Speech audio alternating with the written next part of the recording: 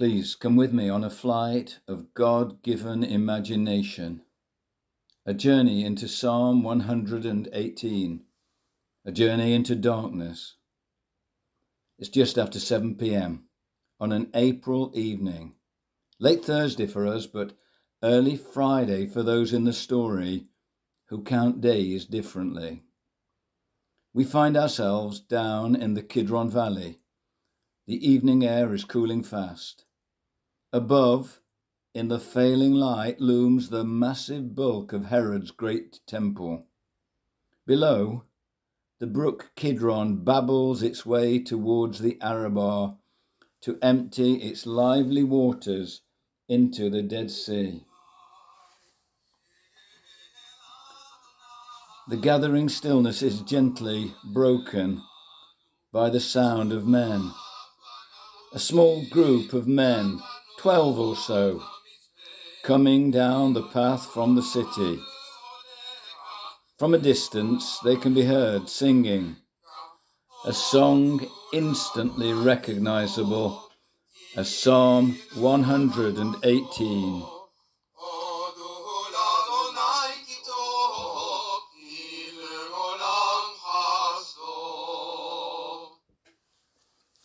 The singing ceases with the same lines as it began, a glorious affirmation of God's enduring love.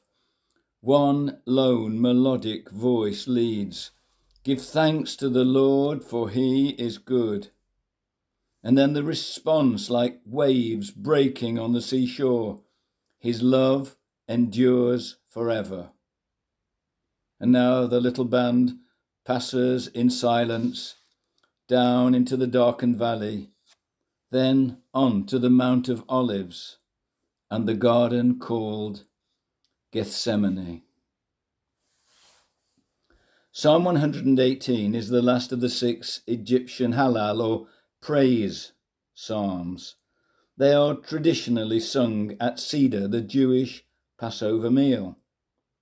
Jesus has now eaten his last Seder.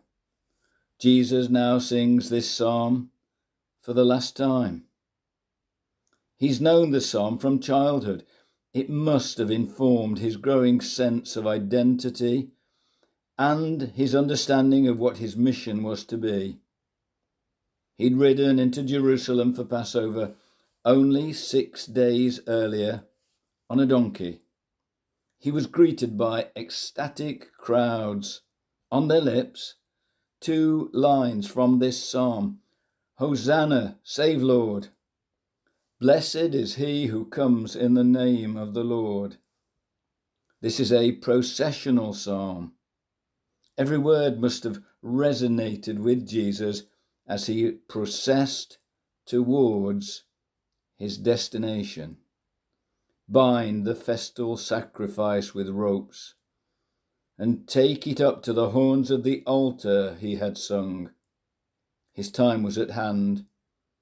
This is where the procession leads, to the horns of the altar, the terrible place of sacrifice. The Lord is with me. I will not be afraid. He is my helper. What can mere mortals do to me? I look in triumph on my enemies. How well Jesus knew these words. They were a part of his fabric. And so Jesus passes by into the darkness, onto Gethsemane, to Gabbatha, to Golgotha. Gethsemane, the oil press, the excruciating prelude to the end of his passion.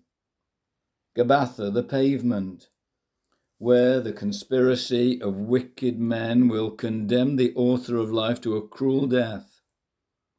Golgotha, the skull, the horns of the altar, the place of sacrifice, where they will crucify the Lord of glory.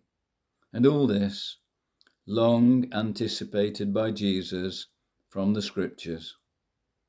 And yet, in this psalm, Jesus has already discerned another story. The story of a stone the builders rejected, which has now become the head of the cornerstone, the chief cornerstone. He knows he's rejected by Jewish and Gentile leaders alike, but also he knows that he is accepted and honoured by his Father.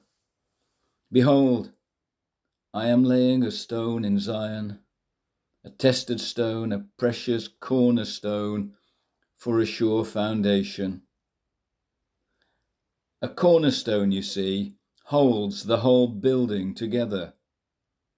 The cornerstone of the great temple that dominates this skyline in Jesus' day, it was laid more than 500 years earlier by Zerubbabel, when, at King Cyrus's command, he led the exiles back to rebuild.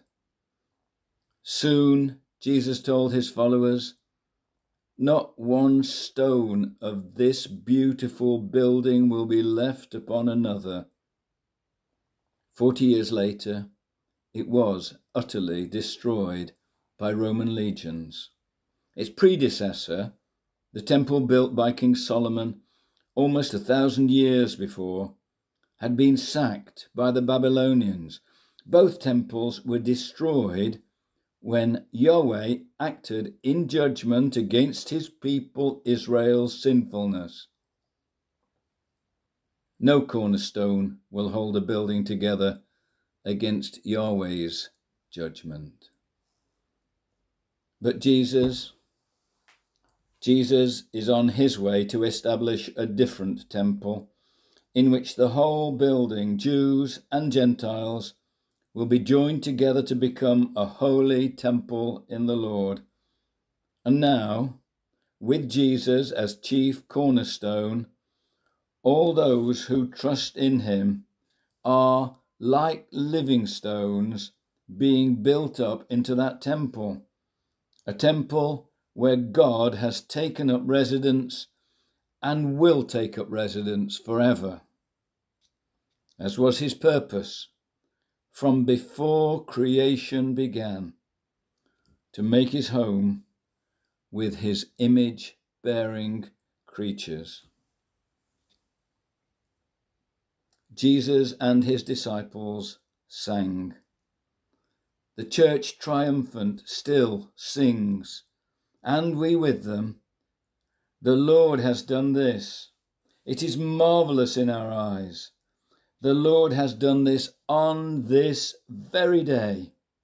Let us rejoice and be glad in it. Shouts of joy and victory resound in the tents of the righteous. The Lord's right hand has done mighty things.